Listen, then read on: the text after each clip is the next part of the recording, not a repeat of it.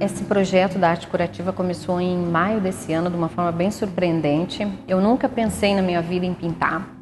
E um profissional que eu fui me disse que eu precisava fazer alguma coisa que não usasse tanto a minha mente, que eu relaxasse. Então eu liguei para uma professora de pintura amiga e falei assim: você pode receber uma aluna sem talento para pintura? E ela falou: claro, vem aí. Então a aluna sem talento foi lá com uma telinha de 20 por 20 e fiz 3 aulas, e na terceira aula eu comecei a pintar um pouco como tá aqui, né? E comecei a pegar telas grandes e realmente para mim foi como lembrar uma coisa que eu já sabia fazer. Imediatamente, já na talvez quinta, sexta tela, eu já comecei a usar, ao invés de diluir as tintas, ao invés de diluir as tintas com água, eu comecei a diluir as tintas com florais da deusa. Então, se eu estava fazendo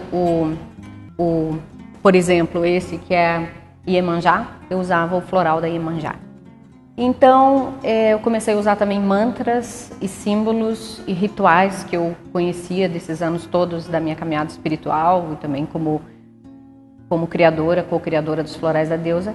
Então eu comecei a criar mais do que quadros, eu comecei a criar emanadores de um determinado tipo de energia.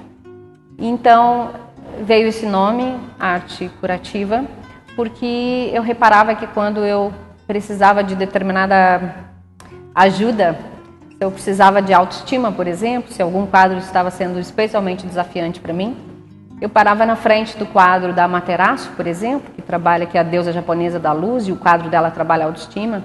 E se eu ficasse ali 2, 3, 5 minutos, eu começava a sentir que a autoestima começava a voltar. E eu fiz a experiência com outras pessoas, e as pessoas que viam o quadro tinham a mesma experiência. Então eu comecei a pintar, isso foi em maio desse ano, agora é dezembro, né? E eu já estou fazendo a primeira exposição, estou expondo 26 quadros, eu já pintei 35, nas minhas horas vagas, na verdade.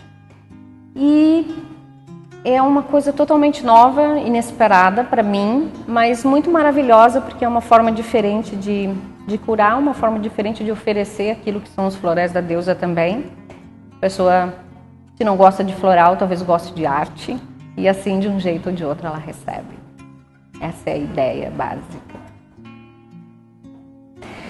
Esses quadros, então, como eu falei, eles foram usados, em vez de usar água para diluir as tintas, foram usados florais da deusa. Para quem não conhece, Florais da Deusa é um projeto que começou no ano de 2000, onde eu comecei a fazer um sistema de floral que não era só a flor, por exemplo, a flor da camomila, ou a flor, enfim, qualquer outra, como os sistemas mais tradicionais, e são compostos que têm a mesma faixa vibracional do arquétipo de deuses e deusas de diferentes culturas.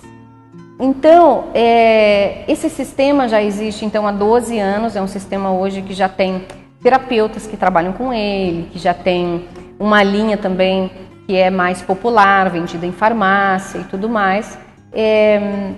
E essa linha, essa força curativa é que também é usada nessas telas. Então, assim, para mim, tudo que eu faço como manifestação, eu sempre penso como ela pode ser um benefício e uma cura para as pessoas.